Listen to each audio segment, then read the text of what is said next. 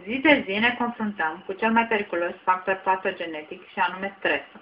Un fenomen insesizabil, dar tenace, ce ne compromite starea de echilibru, un adevărat colț al vitalității noastre. Cum îl recunoaștem, cum îl gestionăm și mai ales cum îl combatem. Sistemul nervos este principalul sistem de integrare și armonizare a funcțiilor vitale, dar este chiar prima redută ce dă pept cu agresiunea mediului. Creierul reprezintă o complexă rețea neuronală ce are la bază un metabolism cu totul special față de stresul corpului. Creierul, ca orice sistem autoconservator și autoregulator, încearcă menținerea resurselor bioelectrice la cote optime prin mecanisme diverse ca reconectarea frecventă a funcțiilor înalte de integrare din scorța cerebrală, astfel declanșând probleme legate de procesarea unor noțiuni abstracte sau calcule complexe.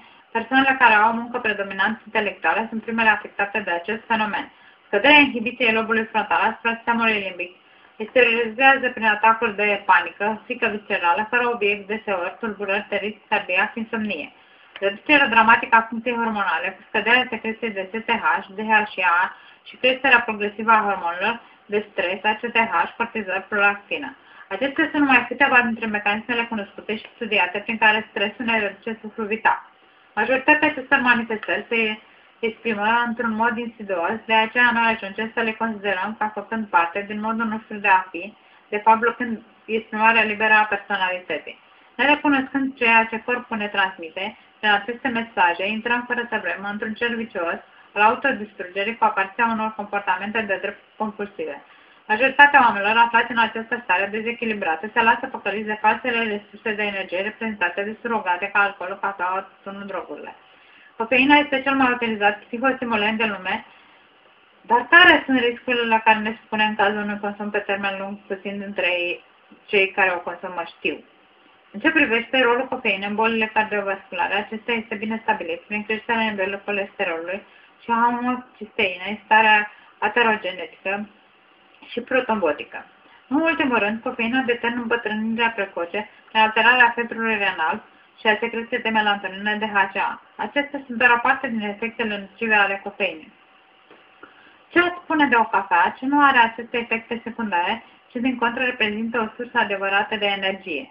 Gano Cafe este o astfel de cafea, o băutură sănătoasă și hrănitoare obținută din extract de Ganoderma, cunoscută de chinezi ca fiind elixirul tinereții.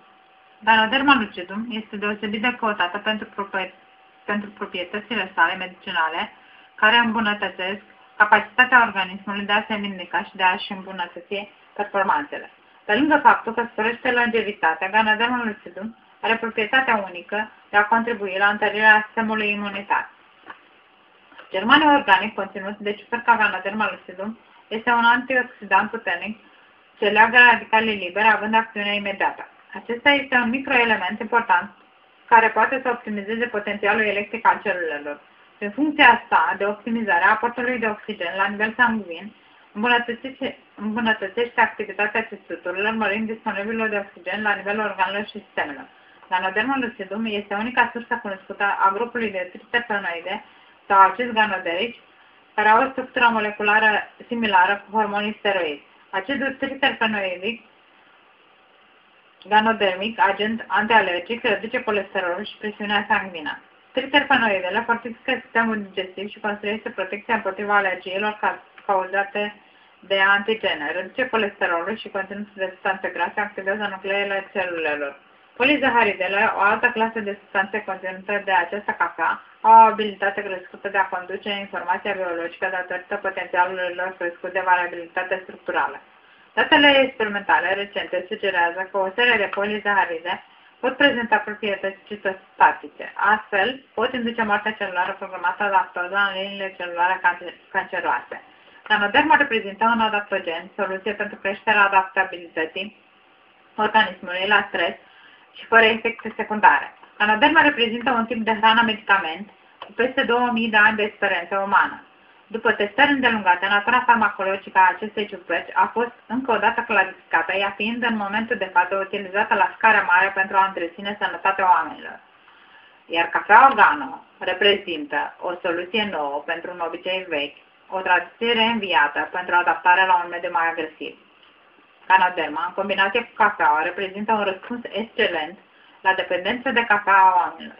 Ganoderma, în cafea, sunt o combinație magică, deoarece cafeaua, care este cea mai consumată băutură caldă de pe glob, este și cel mai utilizat produs alimentar în orice situație, acasă, oraș, la serviciu, la petreceri. Peste tot se pune întrebarea: bei o cafea?